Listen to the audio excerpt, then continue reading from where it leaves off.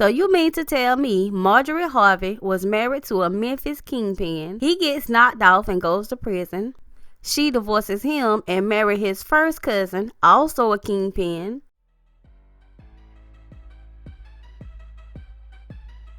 What's up, y'all? It's your girl, Astin Shanae. Welcome back to The Juice.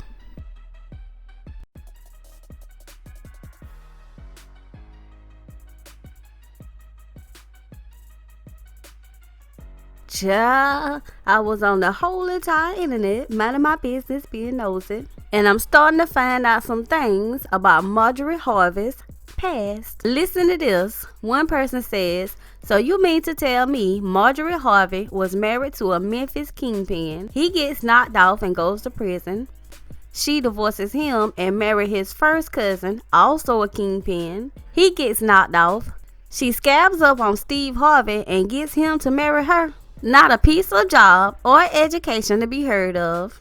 Poop. This is who needs to write a dang book. Marjorie Bridges Townsend Woods Harvey. How to come up off this hoe poop. I'm buying it. I have zero interest in thinking like a man. I want to think like Marjorie.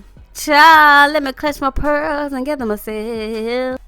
Now, if you have an advanced degree in nosy ratchetology, like I do myself, then you'll know that if Marjorie did all that to make sure she was balling back in the 70s, then you'll know that she probably did whatever it took to make sure she got her hands on Steve Harvey and his money.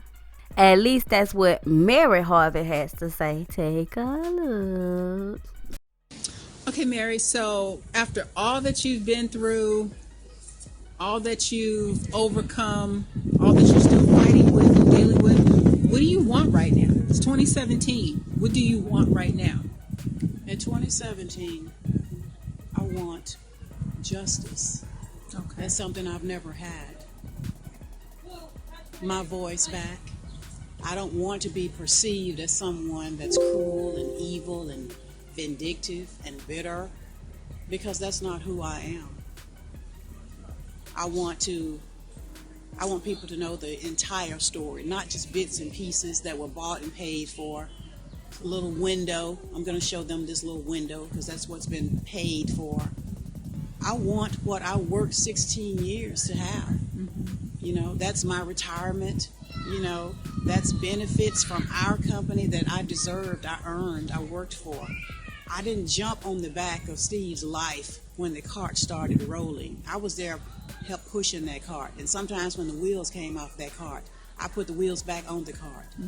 That's what I did. I earned everything that was taken from me, and everything that was taken from me by Steve and Marjorie, forging my name and signing off on things even before she even had the legal right to be called Harvey. I want everything back that the two of them conspired. Ricky Anderson, Bobby Edmonds, everybody involved in this. I want to be able to have my day that I never got. They all sat and conspired to ruin me, to ruin my reputation, to ruin me financially, and pretty much leave me by the side of the road. If it was such a thing as someone being left to die legally, I would have been dead. If it were up to them, that would have been the end of me. And I went to jail for not doing anything. So how is it that people can break the law and do what they want to do and manipulate the law and nothing happens because they're of an elite, quote-unquote, class? How is that? So I want back what I worked for. I deserve what I worked for, and I want my share. He can do what he wants with his share. She can do what she wants with what she believes to be her share after she got with him. But bottom line, everything that's been happening since 2005 belongs to me. Half of everything that they both own and do right now, because he stole mine to rebuild the two of them, and that is against the law. And I want them both held accountable for it. I want them held accountable for it. And I would prefer, but you know what? I wouldn't even wish upon them what they did to me. It can be settled. We can talk about it. But I want back what was taken from me. That's what I want. I like I like what you said. You want what you earned. I want what I earned. Not a handout from him. You no. want what This is you not about I earned want Steve's during money. the 16 I want years. my money. I want mine back. I want what I earned and I worked for. He got to take his and he got to take mine. And that is against the law. That is not what's supposed to be happening here. It's not what's supposed to be happening. And I'm not going to stop talking about it until I get returned to me what belongs to me. Because I worked and I earned the right to live how I set in motion for myself to live. Because when we both met, we both had nothing. And we both sat down and said, you know, we want to live pretty cool. We never saw that, though. We never saw it to that extent. Mm-hmm. But what makes it even worse is that they did that and just kind of steamrolled over me without, after all these years, not a, you know, we shouldn't have done it, or that was mean. It's like they just go on in their day to day, like nothing has ever happened. Like what they did to me was nothing. You're nothing, or like you had that coming. Who gives them the right to decide that they're going to derail me? Who gives them that right? No one has that right. And I know God didn't tell them that it was okay. It's okay for you to do this to Mary. You didn't get that from God. So if you didn't get it from God, who gave you the right? Either of them.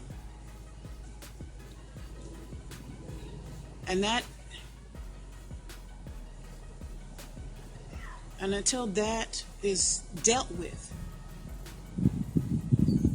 that's going to ever be out there like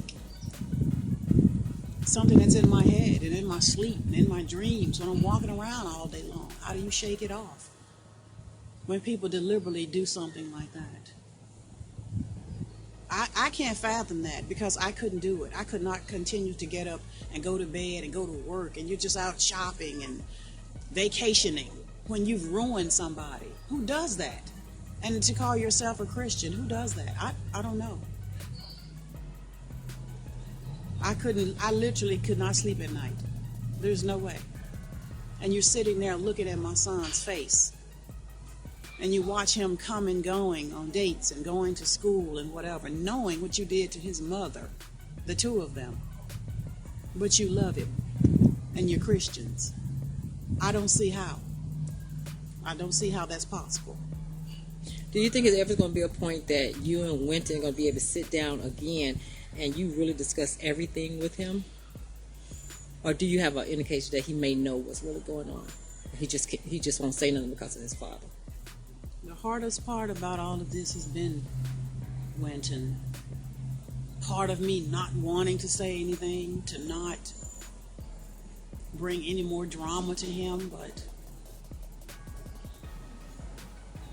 trying to walk that line and say, what do you say? How much do you say? Who do you say it to? Do you say nothing?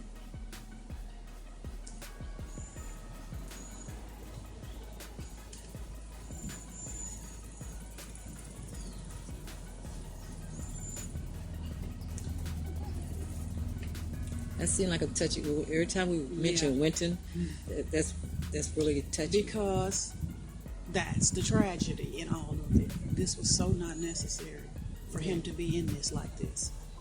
All they had to do was be fair. We could have just all gone our separate ways. That's what I don't understand. Why do this to me? Why do this to him when it was so unnecessary? All this could have gotten worked out in 2005 and no harm done. Because that was all I wanted. But I can't. I can't stay silent. I won't stay silent anymore. I won't. Because it's like giving them a pass on what they did to me. You know, I have to live in the trauma of what they did while they're out living their life in a large, large way. but I have to deal with the deed. I won't. I won't not talk about that. I won't do it ever again. I won't.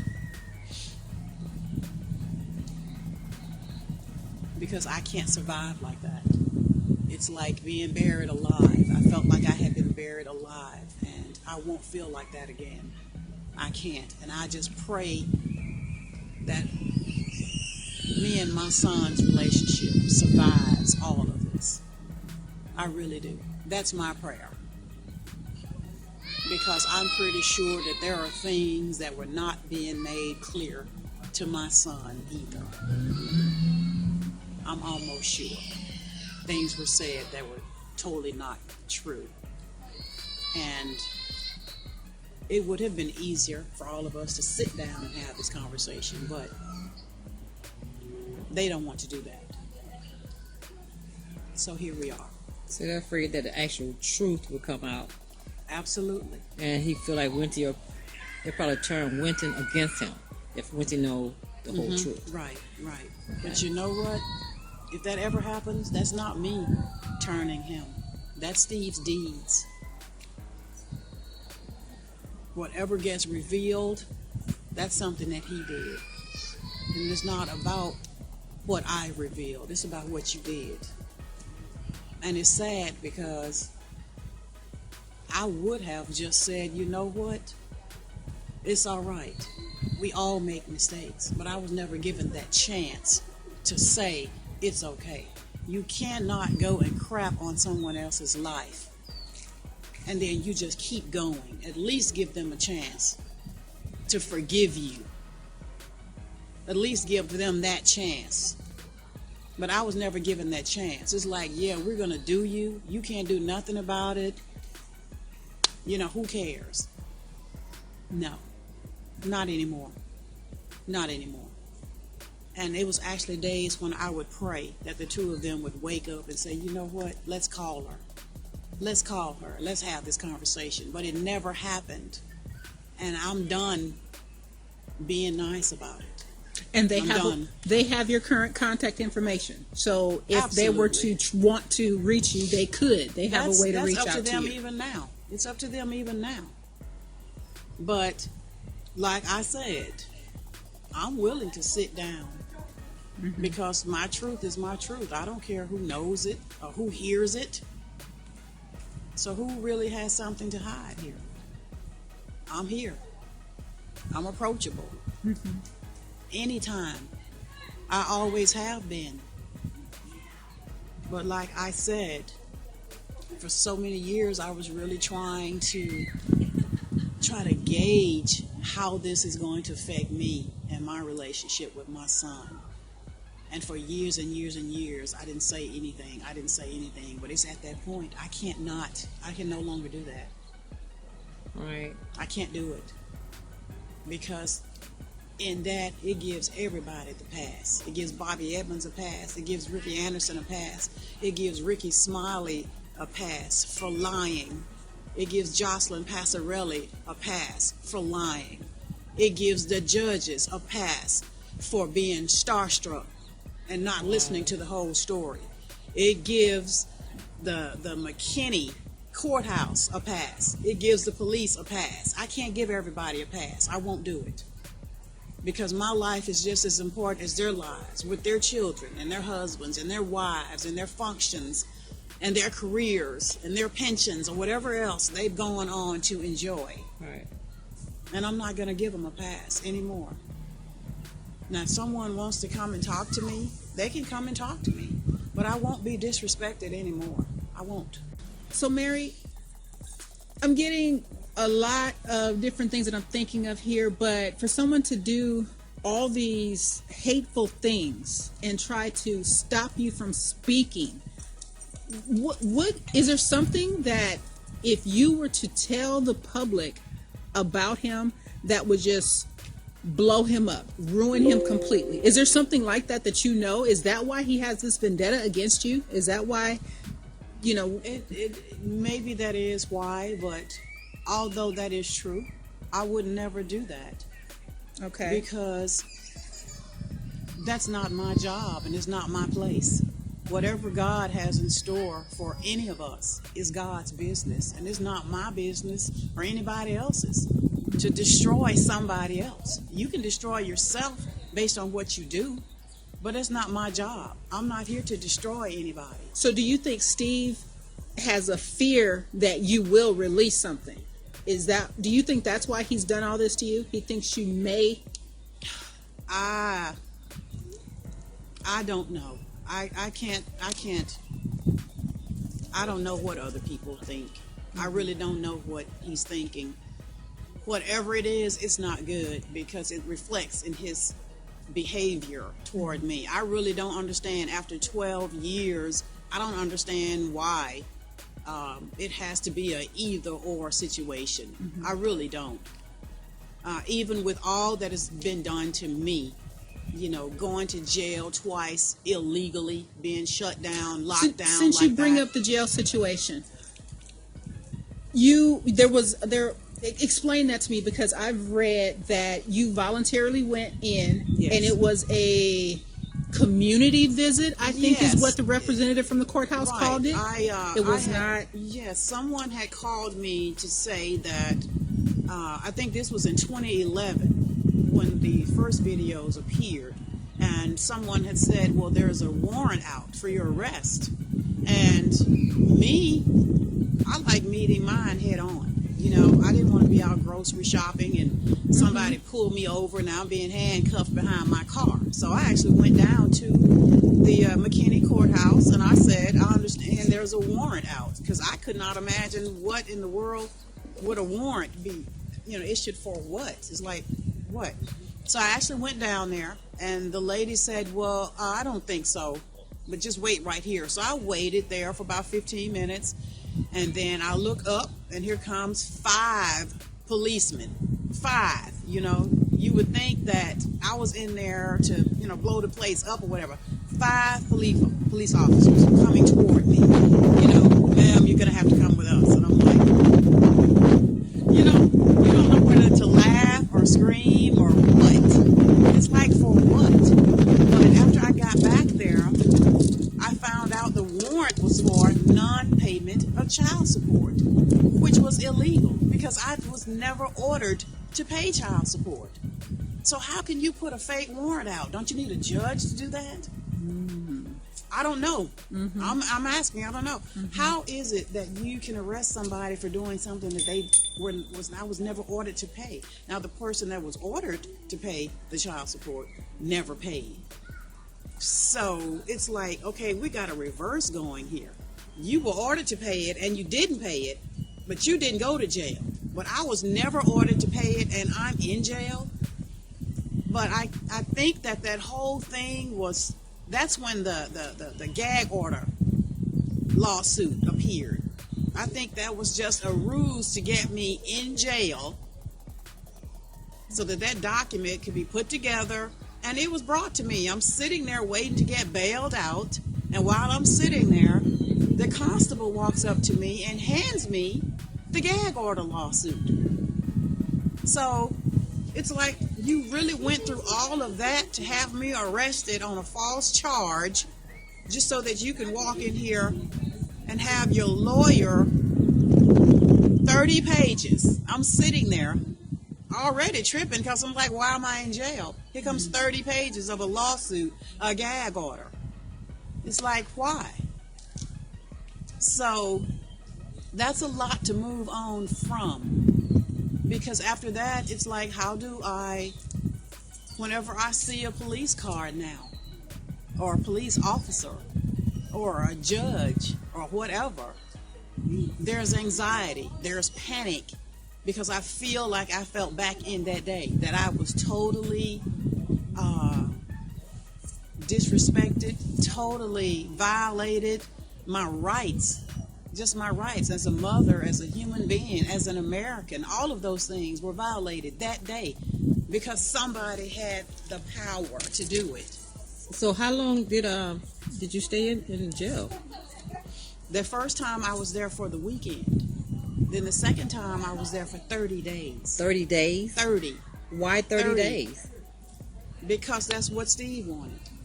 That's what he So wanted. he had the mother of his child locked up for 30 days. For 30 days. Was it during any the holidays? During the holidays. Wow. I sat there during the Christmas holiday. New Year's Eve rolled around. And you know what? Steve had me released on his birthday. So, like I said, who's better? He had me sit there and had me released. Look, 12:02. 12:02. The moment January 17th clicked over, they opened their door and let me out. And that was almost like a ha, how you like me now move. And I'm like, for what though? For what? Why are you still this angry at this point? You've taken my child. You've taken all the wealth. I'm penniless. I have no home. No nothing. Why was this necessary? What do you want? Do you want my life? Do you want me in the ground? For what? I want to know that answer from the both of them. I want to know. What's this barrage on Mary? So you are willing to sit down and talk with both of them? Always. I have always. Okay. From day one. In light of everything that happened. In light of her coming into my house. My marriage. Always. For the sake of my baby. You said she came into your marriage. So she was there? She was like a other woman or something in your marriage? Of course. So he's been dealing with her for quite a long time. Oh, for years. We met 20 years ago and then we kind of veered off and met other people. Sure, of course. So he was still married to you the whole time? He was dealing with her? The whole entire time. The entire time. Wow. The entire time. Do you think that he would actually come forward if you say you do a book, a tell-all book? You think he'll try to come for you? You mean? Or try to get in touch with you in some kind of way? I don't know. I don't know what he would do. I really don't. But I am planning a book. But my book is about my struggle. Okay. It is about what I had to do on a personal level to just try to be okay. Because I broke completely down. When I was a child coming up, I went through a lot of child abuse in my home. On every level. And I will leave it like that. And not just at home. With male teachers at my school for years. And I had major trust issues coming up. I had major trust issues.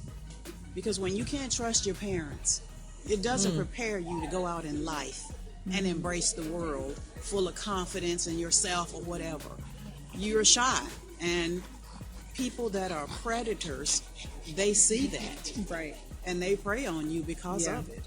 So I dealt with that as a young girl, as a young lady. So to get to a point to even trust being married to Steve to the level that I did, that was major for me, to let someone into my life like that for all those years. And to have that trust betrayed, not once, not twice, not 3 times, not 4 times, many times.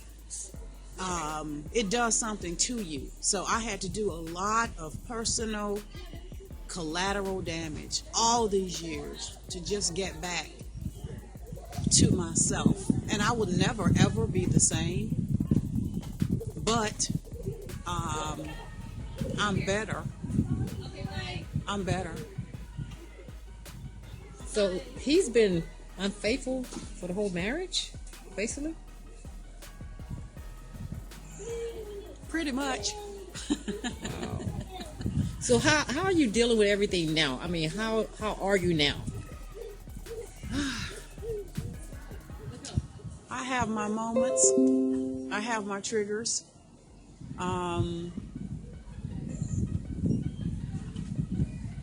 Sometimes when I'm just having a regular normal day, things come up. You know, I deal with my PTSD. I went through so much that sometimes I have to just go sit down and take a moment and let a bad moment pass. And sometimes it doesn't pass in 5 minutes or 10. Sometimes the whole day is just a bad day for me, and I have to just go somewhere and say, okay, Mary, this is not a good day for you to even be behind the wheel of your car. You know, just go back home, put your feet up, have yourself some tea, read your Bible, and try to start again tomorrow.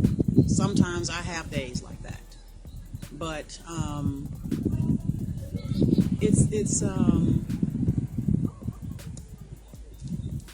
but I will say this, as bad as this has been, and I mean it was bad. It was bad. It taught me about me.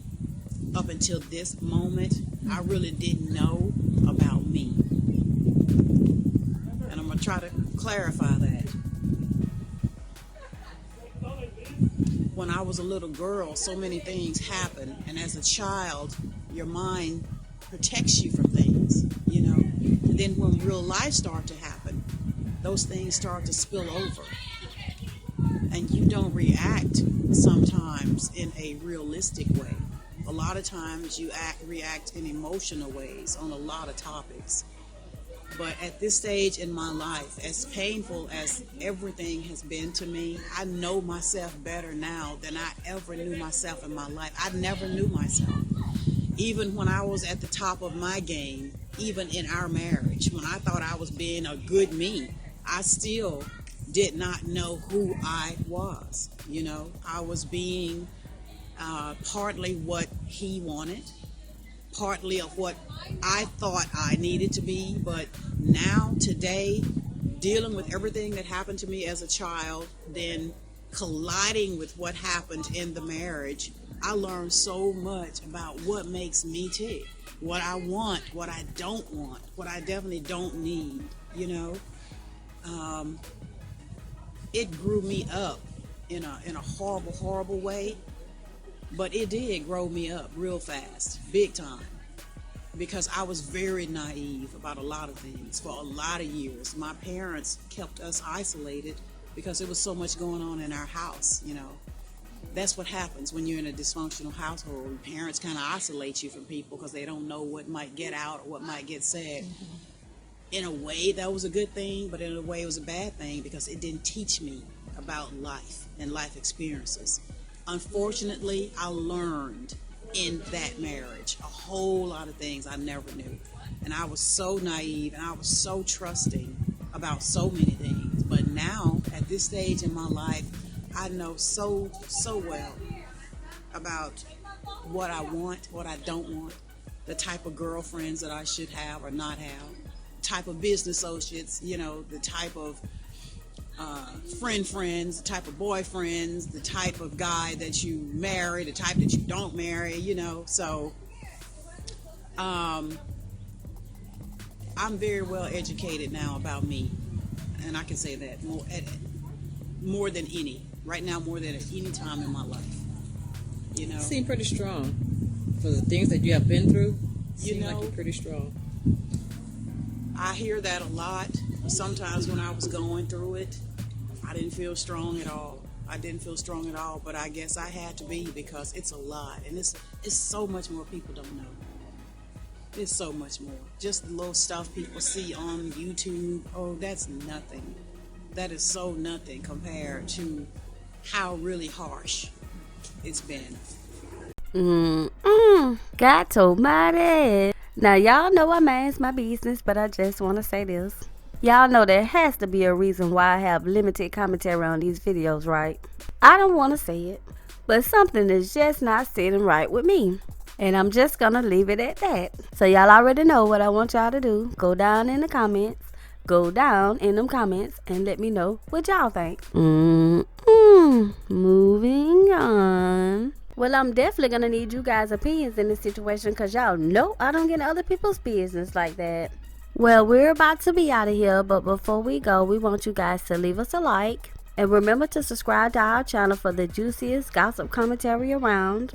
And don't be shy. Leave us your opinions in the comments. Good, bad, or indifferent. I love them all.